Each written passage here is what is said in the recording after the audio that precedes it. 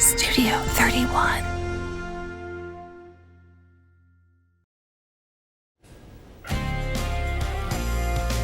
Good Friday evening, everyone. It's another beautiful evening, not only for the Columbiana Street Fair, but for anything going on outdoors before the sun sets in about an hour and a half. We will continue to see beautiful conditions this evening with temperatures slowly dropping out of the lower 70s and through the 60s and eventually into the lower 50s overnight tonight. And we've got more fantastic weather in store for the weekend. 78 tomorrow, bright sunshine, a few more clouds Sunday, and also quite a bit warmer. We'll make it into the mid-80s.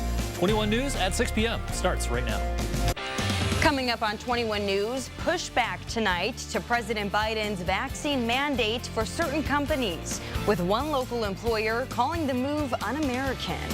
This is not fair, it's not good, it's not American. A closer look at how the federal government has the power to do this.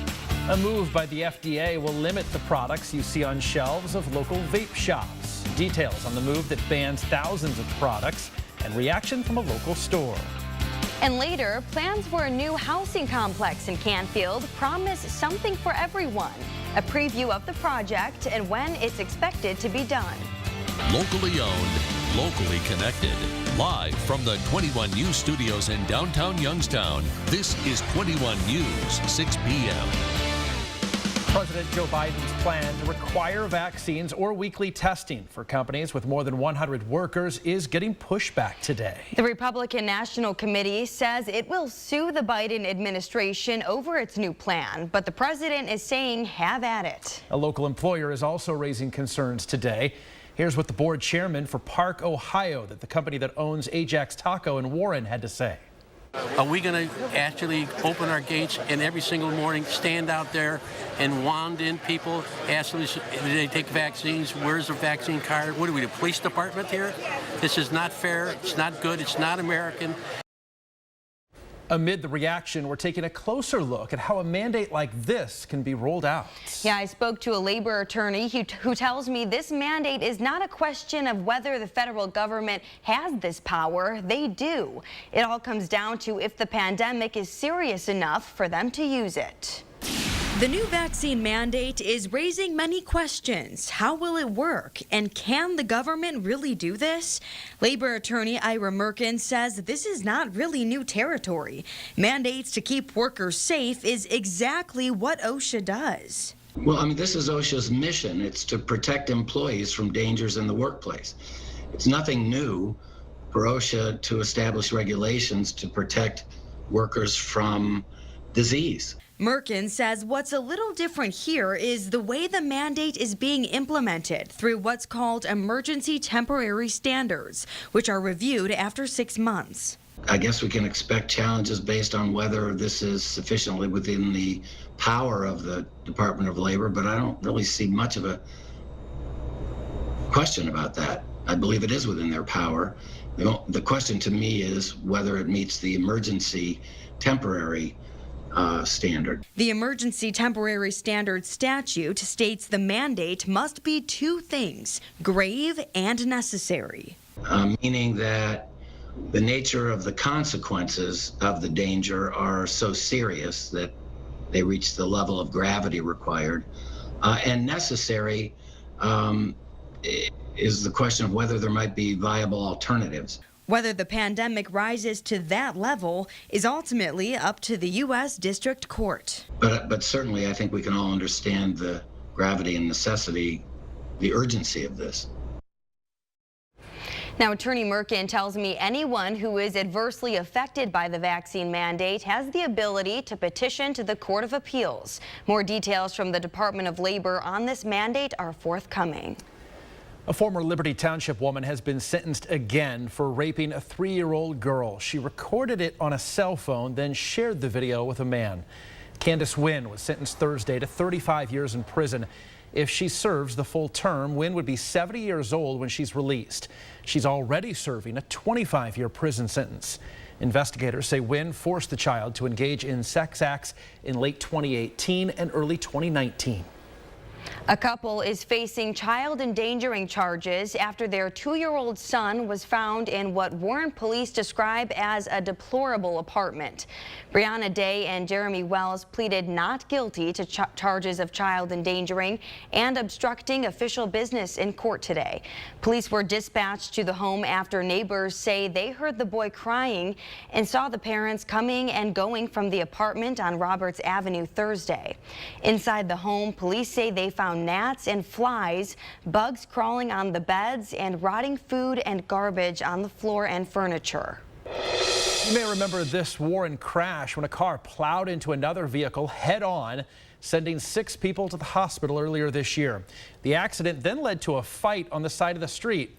The woman arrested following all this now awaits sentencing after pleading guilty to amended charges. Brianna Bishop pleaded guilty this week to 1 count each of felonious assault and attempted felonious assault after the February 2nd crash along Parkman Road. A 2-car crash in Youngstown this morning sent 4 people to the hospital. Police were called to the area of Hillman Street and Cohasset Drive around 7 o'clock, where they found 2 cars with heavy damage. A Kia and a Mercury were nearly a block from each other along Hillman. Police say the injuries involved were not life-threatening.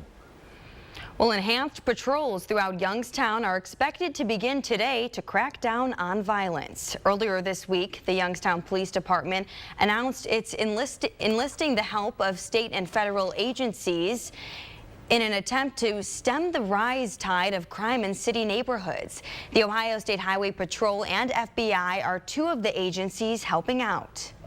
Plans for a full-service hospital park by a subsidiary of the Cafaro Company have hit a roadblock. A federal judge ruled the permitting agency used faulty population data from a growing county, not the city of Warren, to determine a need for the planned development. A group called Friends of the Mahoning River filed a lawsuit saying the permit should not have been issued due to a declining population and damage to wetlands and wildlife. The U.S. Army Corps of Engineers had issued that permit to Northeastwood LLC with a condition of paying for creation of around double the amount of wetlands elsewhere. Well, people who like to vape will soon have fewer products to choose from thanks to a recent decision from the Food and Drug Administration. Matt Stone spoke with a local vape store owner who says the decision to remove thousands of products will hurt his business.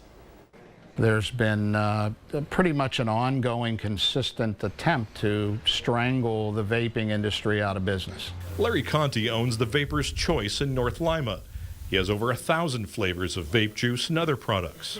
He says the recent FDA ruling will remove a lot of those products he sells, and he believes it will ultimately hurt those who are using them. This industry helps people get off of smoking cigarettes, and science has shown in a number of other countries, Asia and Europe, that vaping is 95% safer than smoking. He says the different flavors help satisfy the cravings smokers get. The vape oils come in different nicotine contents, so the idea is to wean yourself down off a higher level down to 0. Those critical of the industry have long said manufacturers target teens in their advertising.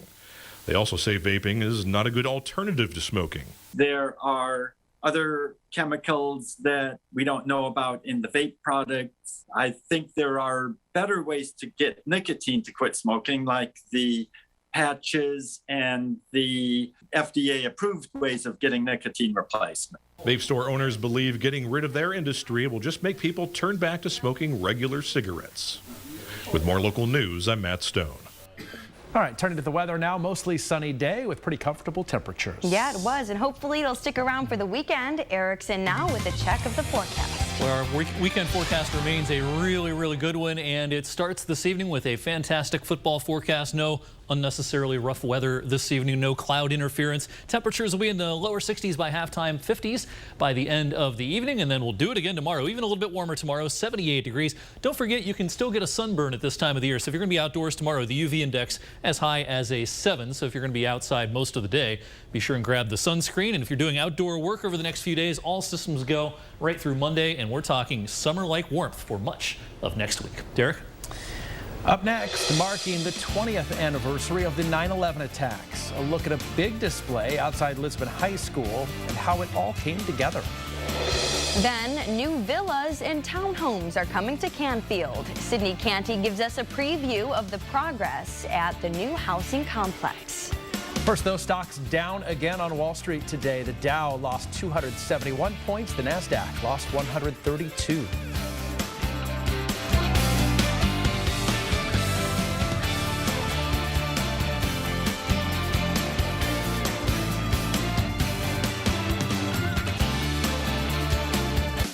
Closed captioning is made possible by Window World.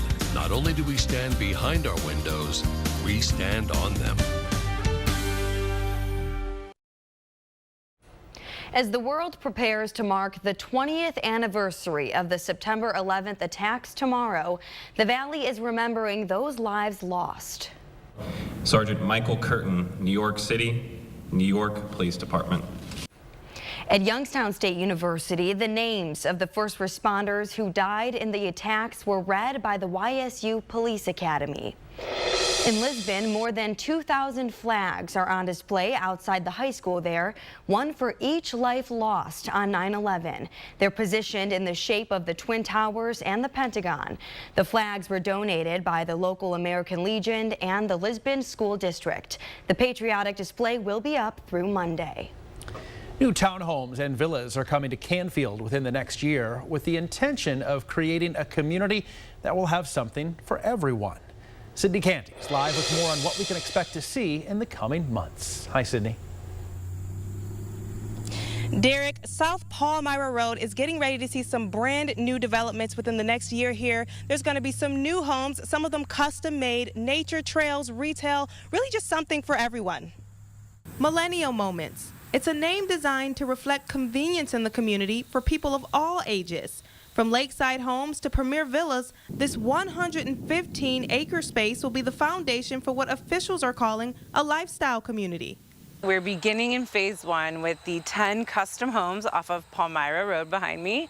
We're going to have 13 villas and then 28 townhomes that are on the waterfront of Leisure Lake, which is our 7-acre fresh deep water lake. For townhomes and custom homes, ballpark pricing ranges from $400,000 to $550,000 and villas $300,000 to $400,000. They plan to have communal green spaces, clubhouses, pools, and exercise equipment, among other things.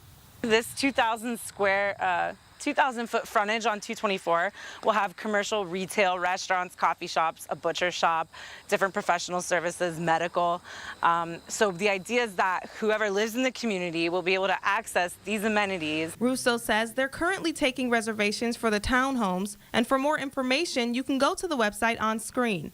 Russo tells me they hope to begin construction in spring 2022 and have residents start occupying their homes in the fall of that same year. With more local news, I'm Sydney Canty. A home with historic ties in Greenville celebrated its 40th anniversary. This is the Greenville House. Construction of the property started in early 1980, and the building opened in 1981 as affordable housing for low-income, elderly, and disabled people. Right now, there are 106 tenants, and they've helped more than 1,000 throughout the years. Taking a look outside now, here's the Columbiana Street Fair, 73 degrees and sunny, and there's a good weekend forecast on tap. Eric has the breakdown straight ahead. This Storm Tracker Storm Cam is brought to you by Refresh Dental. Healthier teeth, happier you. Our watchdog reports hold the powerful accountable, only on 21 News.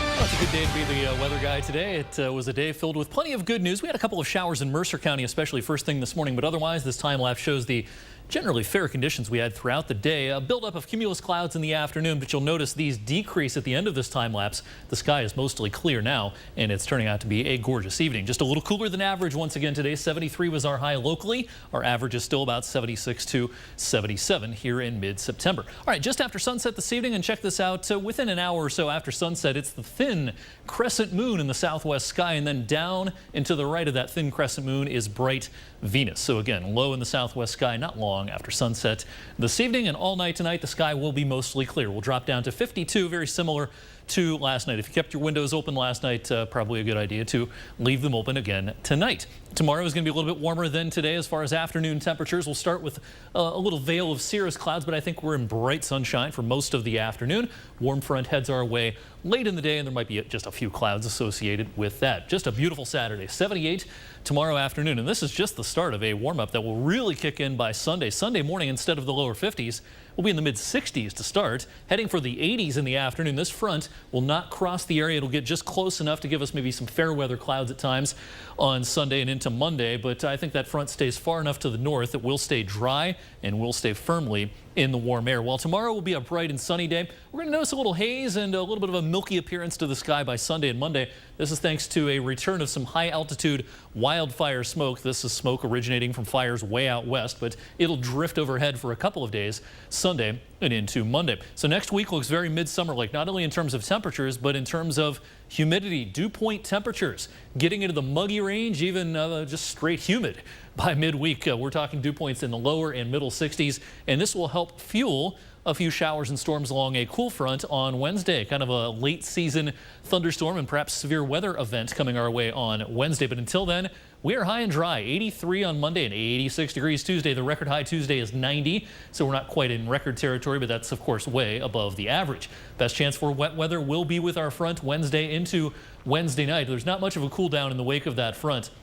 Instead of the mid-80s, we'll be in the upper 70s, still above average by Thursday, and then right back to the 80s a week from today on Friday. Madison? Great weekend to get outside. Thanks, Eric. Still to come, a Mercer County business partners with the 9/11 Memorial and Museum. A look at what the company is doing to mark the 20th anniversary.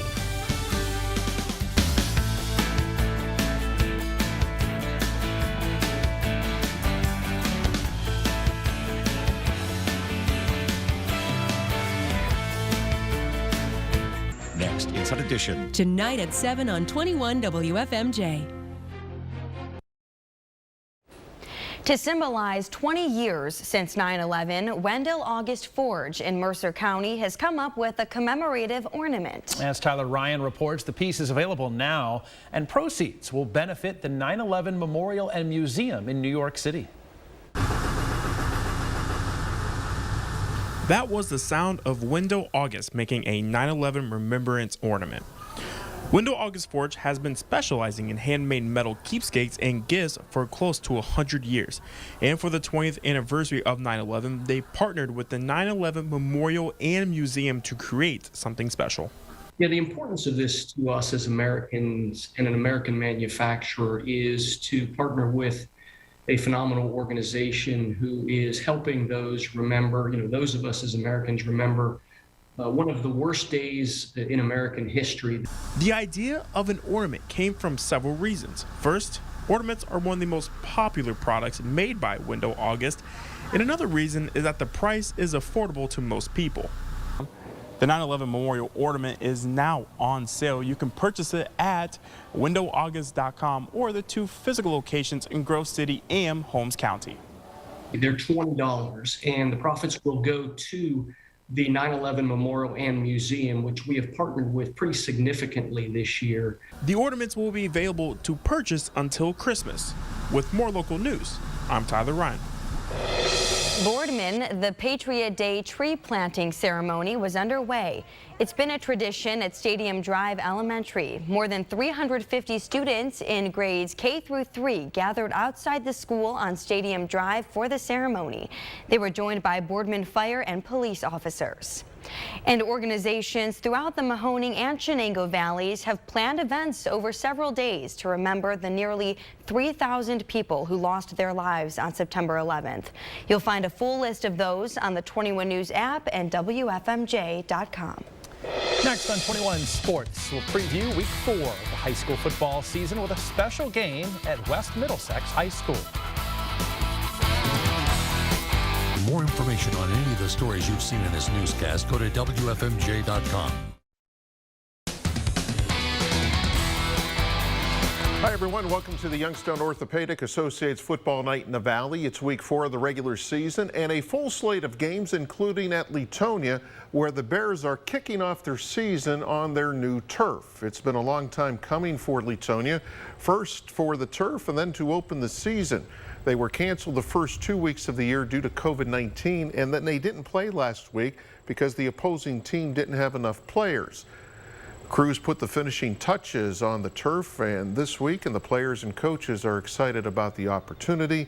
Latonia is scheduled, besides tonight, hosting East Palestine to play their next 2 games after tonight, also at home against United and Valley Christian. Well, speaking of the lack of players, that's exactly what happened to the West Middlesex football team. Lack of players forced them into a co-op agreement with Sharpsville, but that isn't stopping them from playing a game at Big Red Stadium tonight. Corey McCrae joins us from West Middlesex with more. Yes, Dana, a very special night, and if you're new to the scene, you might be wondering why Greenville and Sharpsville are playing at West Middlesex. Now, Sharpsville agreed to a co-op prior to the season that would allow players from the West Middlesex football program to co-op with theirs for the next 3 seasons. Now, a part of that and a new wrinkle to that today, the Sharpsville senior class, in a nice gesture, opted to don the Big Reds uniforms tonight. Again, these 2 teams are rivals, but the Sharpsville senior class opted to wear the West Middlesex jerseys tonight in front of the West Middlesex faithful. And as far as on the gridiron, these 2 teams, history favoring a Sharpsville team that's won 7 of the last 8 meetings, including 3 a sweep last year during the pandemic season. But fans here at West Middlesex happy to see their team here in a nice atmosphere. But I'll have more from this game coming up from you tonight. But for now, in West Middlesex with more local news, I'm Corey McCrae. All right, it is definitely strange to see West Middlesex wearing red. Again, a very nice gesture by the Sharpsville senior class to say, hey, we want to wear the West Middlesex uniforms. One other football note tonight, Bo Brungard, the fine quarterback at Springfield Local, has verbally committed to Youngstown State, following in the footsteps of his father, Mark, who played for Youngstown State from 1992 to 1995, and of course winning a couple of national championships. We invite you to keep updated on all the local scores tonight on our social media platforms, and join us tonight at 11:10 for the Great Clips Overtime Report. We'll have highlights of at least 18 games tonight, along with all your scores. All right, thanks, Dana. For more local news, weather, and sports, download the 21 News app. You can also follow 21 News on all of our social media pages. Thanks for joining us. NBC Nightly News is up next.